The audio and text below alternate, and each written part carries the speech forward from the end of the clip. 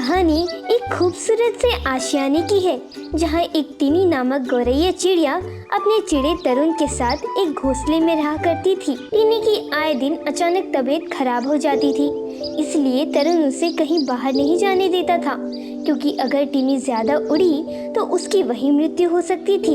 एक दिन सवेरे, टीनी, मैं जंगल की ओर जा रहा हूँ, वहाँ से पानी और दाना दोनों लाऊंगा। तुम घोंसले में ही बैठे रहना, कहीं मत जाना। नहीं नहीं, मैं घोंसले में ही बैठी रहूंगी, आप चिंता न करिए। तुम्हें पता है ना, तुम्हारी तबीयत अचानक खराब हो जाती है और तुम्हें ज्यादा देर तक उड़ना नहीं चाहिए। हाँ मुझे पता है, आप चिंता न करिए। तरुण उड़ता हुआ जंगल की ओर चला जाता है। टिनी अकेली अपने घोंसले में बैठी हुई थी। तभी मैनी कोयल उड़ते हुए टिनी चिड़िया के घोंसले में आती है। अरे टिनी बहन जी, मेरी सहायता कीजिए, मैं बहुत बड़ी समस्या में आ गई हूँ। कैसी समस्या बहन जी, क्या हुआ? वो क्या है ना बहन जी, मेरा पुत्र सिरा कहीं चला गया है। मैं कब से उसे तलाश कर रही हूँ, कहीं दिखाई ही नहीं दे रहा। ये भगवान, तुम्हारा पुत्र सिरा तो बेहद छोटा है, उसे तो ठीक से उड़ना भी नहीं आता। हाँ बहन जी, मुझे तो डर है कहीं उसे किसी ने कुछ कर न दिया हो। नहीं नहीं बहन जी, आपके पुत्र सिरा को कुछ नहीं होगा। आप ऐसे अशुभ विचार अपने मन में ना लाइए। चलिए मैं आपके संग उस जंगल में चलती हूँ, हो सकता है सिरा पुत्र वही हो। पर बहन जी, आपको तो उड़ना मना है, आए दिन आपकी तबीयत बहुत खराब रहती है। अगर आपको कुछ हो गया तो? नहीं नहीं, आप मेरे संग उस जंगल में नहीं चलेंगी। अरे मैनी बहन, मुझे कुछ नहीं होगा। इस समय मेरी तबीयत से ज्यादा आपके पुत्र सिरा को तलाश करना जरूरी है। नहीं नहीं बहन जी, मैं अपने पुत्र की वजह से आपकी जान खतरे में नहीं डाल सकती। मुझे कुछ नहीं होगा, मैं अपना ध्यान बखूबी रखूंगी। अब चलिए, वरना सिरा कहीं दूर चला जाएगा।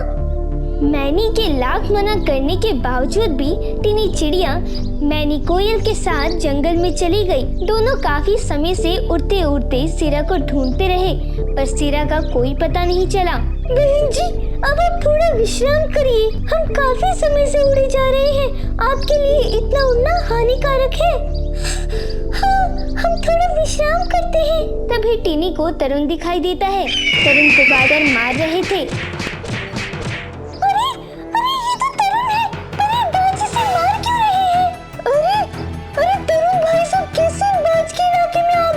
वो से बाज तरुण को जख्मी कर देते हैं और वहाँ से चले जाते हैं। मैनी और टिनी उड़ते हुए तरुण के पास आते हैं। तुम ठीक तो हो ना? वो बाज ने तुम्हें कितना जख्मी कर दिया है? अरे टीनी, तुम यहाँ कैसे आई? मैंने तुम्हें मना किया था ना घोंसले से बाहर आने के लिए, फिर भी तुम यहाँ आई। तुम्हें कुछ हो गया तो मैं क्या करूँगा? भाई साहब, आप टिनी बहन जी को कुछ ना कहिए, वो तो मेरे साथ मेरे पुत्र सिरा को तलाश करने आई है। ये सब बात में पूछना तरुण, इस समय आपका इलाज होना जरूरी है। आइए तुरंत मेरे संग घर चलिए, मैं आपको तुलसी के पत्ते का पाक लगाती हूँ। मैनी बहन, मुझे क्षमा करना, अब मैं आपके संग आगे नहीं आ पाऊंगी। यहाँ से आगे का सफर आपको अकेले ही तय करना होगा। हाँ बहन जी, मेरा पुत्र सिरा तो मिल जाएगा, पर इस समय तरुण भाई साहब का इलाज होना जरूरी है। आप इन्हें सावधानी से अपने घर ले जाइए। टिनी तरुण को अपने साथ लिए घर आती है। टीनी, तुम अपना ध्यान रखो, मेरी चिंता मत करो। मुझे इस समय तुम्हारा ध्यान रखने की आवश्यकता है, तुम बेहद जख्मी हो गई हो। यूं ही कुछ दिन बीत जाते हैं। टिनी चिड़िया तरुण चिड़े का बड़े ही एहतियात से ध्यान रखने लगी, उसकी सेवा करने लगी। अपनी बीमारी को भूलकर तरुण की बीमारी ठीक करने में लग गई। एक दिन सुबह, टीनी, मुझे बहुत प्यास लगी है, मेरा गला सूख गया है, मुझे पानी दो। अरे पानी तो खत्म हो गया घर में। तरुण, मैं पास वाले तालाब से पानी लेके आती हूँ। नहीं टीनी, तुम अब कहीं नहीं जाओगी, मैं खुद ही पास वाले तालाब से पानी पी कर आता हूँ। नहीं तरुण, तुम कहीं नहीं जा सकते, तुम्हारे घाव अभी ठीक से भरे नहीं है, इसलिए तुम यही विश्राम करो। तालाब तो यही पास में है, मैं अभी जाकर आती हूँ। ठीक है, पर ध्यान से जाना, ज्यादा दूर तक मत उड़ना, वरना तुम्हारी तबीयत खराब हो जाएगी। तुम चिंता न करो तरुण, मैं तुरंत लौट आऊंगी। टिनी अपने पैरों में छोटी सी पानी की तुकिया लेती है और उड़ते हुए उस तालाब के पास जाती है। वहां पहुंचने के बाद वो तालाब में एक बूंद भी पानी नहीं रहता। गर्मी के कारण उस तालाब का सारा पानी सूख गया था। हे भगवान, इस तालाब में तो एक बूंद भी पानी नहीं है। अब मैं पानी कहाँ से लाऊं? तभी एक कौवा वहाँ आता है। क्या हुआ चिड़िया जी, कोई समस्या है आपको? मुझे पानी की बहुत आवश्यकता है, पर इस तालाब में तो पानी ही नहीं है। वो क्या है ना, गर्मी की वजह से यहाँ का सारा जल सूख गया है, पर यहाँ से थोड़ी दूर पर एक विशाल तालाब है, वहाँ पानी है, आप वहाँ से ले आइए पानी। उसके बाद टिनी मन ही मन सोचने लगती है, दूर है तो मैं वहाँ तक कैसे जा सकती हूँ?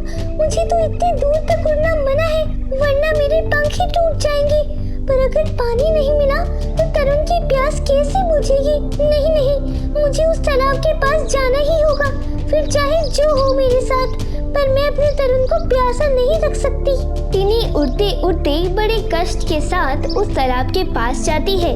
जैसे तैसे वो तालाब से पानी लेती है और वहाँ से उड़ते उड़ते अपने घर की ओर आने लगती है। तभी उसे चक्कर आ जाते हैं और वो नीचे गिर जाती है। अरे ये क्या हो गया? मैंने इतनी मेहनत से पानी लाया था, पर वो तो मुझसे गिर गया। चलो मैं दोबारा उस तालाब के पास जाती हूँ। टिनी धीरे धीरे उड़ते हुए तालाब के पास जाती है और वहाँ से पानी लेकर अपने घर की ओर उड़ती हुई जाती है। टिनी के पंखों में बहुत दर्द हो रहा था, पर अपने तरुण की प्यास बुझाने के लिए टिनी हर दर्द सहने लगी। बड़ी मिन्नतों के बाद आखिरकार टिनी अपने घर पहुंच जाती है और वो तरुण को पानी पिला देती है, पर तभी टिनी के दोनों पंख उड़ने की वजह से टूट जाते हैं। ये तुमने क्या किया टीनी? मेरी प्यास बुझाने के लिए तुमने अपने पंखों का त्याग दे दिया। तरुण, तुम्हारे लिए तो मैं अपनी जान भी दे सकती हूँ, तो ये पंख क्या चीज है? अब तुम कैसे उड़ोगी टीनी? तुम हो ना मेरे साथ, तो मुझे चिंता करने की क्या जरूरत? हाँ टीनी, मैं तुम्हारे साथ हमेशा रहूंगा, हमेशा तुम्हारा ख्याल रखूंगा, तुम्हारा साया बनकर हमेशा तुम्हारे साथ रहूंगा। उस दिन से तरुण टिनी का बेहद ध्यान रखने लगा। उसकी हर खुशी, हर जरूरत का बेसब्री से ख्याल रखने लगा। इसी तरह टिनी ने अपने पंखों का त्याग दे दिया अपनों के खातिर।